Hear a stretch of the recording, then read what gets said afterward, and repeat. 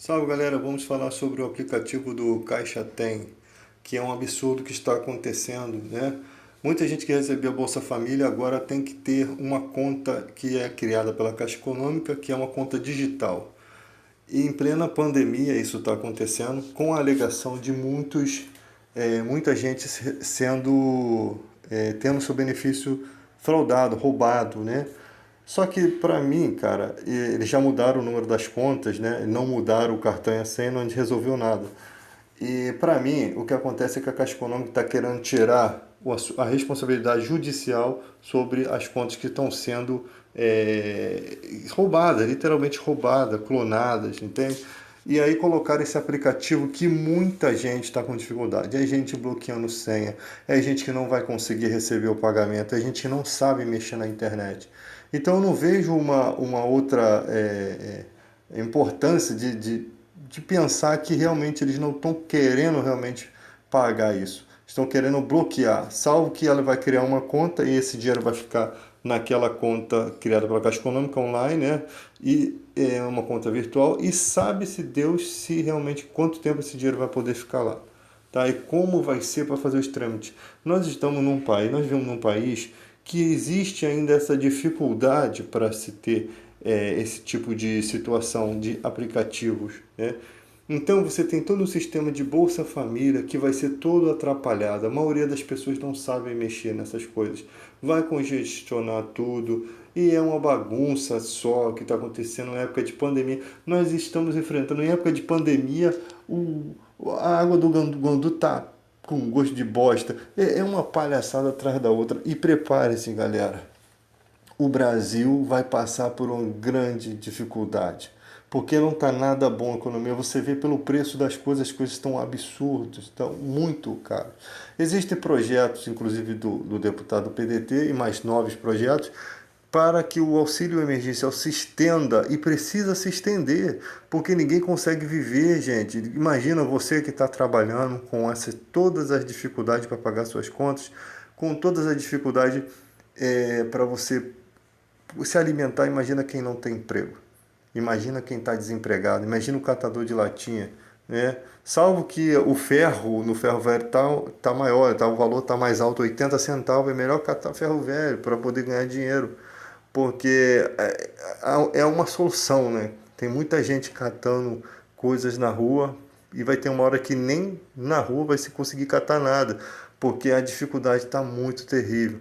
O Brasil perdendo empresas, o Brasil perdendo parcerias, como foi o caso da China, que agora tomou a frente do Brasil no comércio de soja com a Argentina, e bilhões se perdem ali, e é emprego que vai embora, e um monte de coisas alucinadas que estão acontecendo nesse país, que a gente está, enquanto você está tendo alimento, gente, enquanto está tendo comida na sua mesa, muita gente não reclama, muita gente, e esse é o mal do brasileiro. Se o brasileiro gritasse toda vez que visse um problema, se ele gritasse não somente quando o problema começa a machucar a barriga dele, mas que se machucasse cada cidadão brasileiro, se um fosse por todos e todos por um, a gente não estaria nessa bosta que nós estamos.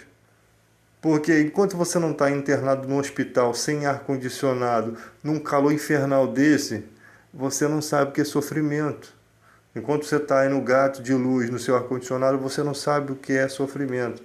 Mas quando você passa, quando você vê amigos passando, imagina tudo isso acontecendo em meio a essa pandemia ridícula, essa coisa escrota, né?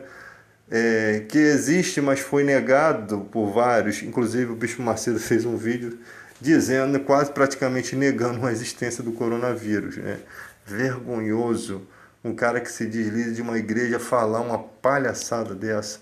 Então, eu acho que eles acabaram de enterrar a si mesmo, porque isso é muita munição que nós vamos ter para atacar esse tipo de gente medíocre.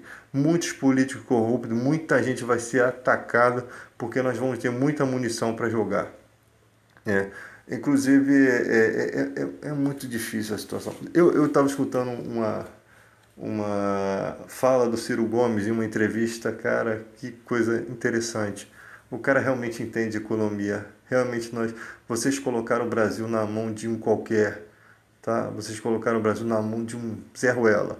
E agora nós vamos pagar um alto preço, porque foi uma coisa que aconteceu momento que não deveria acontecer. Foi o pior momento. Você pode culpar o Lula, o PT. O PT pode ser um lixo, mas tem muita gente do PT boa. Inclusive, o cara que está na entrevista aqui, se eu não me engano, o Tarso Genro, é um cara admirado pelo Ciro Gomes. Um outro professor também que estava nessa entrevista, que é líder do PT, pessoas admiradas pelo Ciro Gomes. Tem gente boa em todos os partidos, tá? E existe muita gente ruim em vários partidos, até nos melhores partidos. Então, temos que tratar com indivíduos e não um partido completo, salvo que o PSL é mais sujo que pau de galinheiro e muita gente ali está envolvida, né, em esquemas errados.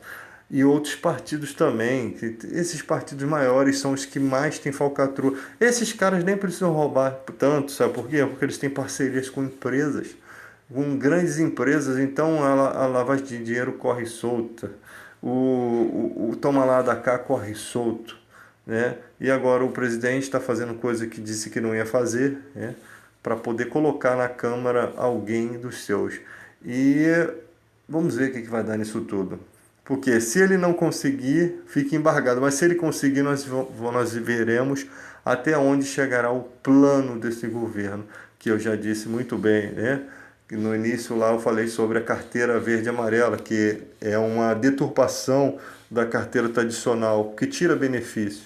Se o teu patrão não tiver medo de te mandar embora, se ele não tiver prejuízo, né, assim, ele observar que vai te mandar embora e te pagar, por exemplo, 5% de multa, vale a pena, porque é pouco dinheiro, entende? E aí você perdeu seu emprego, porque não há esse tipo de temor, né? Então, gente, o que está acontecendo no Brasil é um absurdo. Não tem como resolver essas coisas no meio dessa pandemia, não tem como resolver essas emendas alegando desemprego, alegando esse tipo de coisa, porque nós estamos enfrentando uma pandemia e é um péssimo momento para se perder direitos trabalhistas, até porque quando as pessoas são mandadas embora, elas precisam da sua indenização para sobreviver. O empresário, ele quebra e depois ele abre outra empresa, mas ele não vai passar fome como um desempregado. Isso é a boa da verdade, né? O cara perde bens, o cara perde... E outra coisa, gente, tem muita gente que não tem tino para negócio. Você abre um negócio que você tem prejuízo, dos 5 primeiros meses você só tem prejuízo, e a cara fica insistindo, insistindo, e ele não tem uma perspectiva de que aquilo possa vir a mudar. Eu acho que é hora de desistir, né? Mas pensar o seguinte, desistir não é o problema naquele momento. O problema é você ficar tomando prejuízo a vida toda para depois você cair morto, desistido. A tua família está falando para você, cara, fecha isso e depois você abre quando for um momento mais oportuno, mas o cara fica insistindo, insistindo, insistindo. Aí você tem testemunho de vitórias em certas situações, porque você vê que realmente aquele cara estava investindo ali, mas ele tem uma visão de que lá na frente vai dar lucro.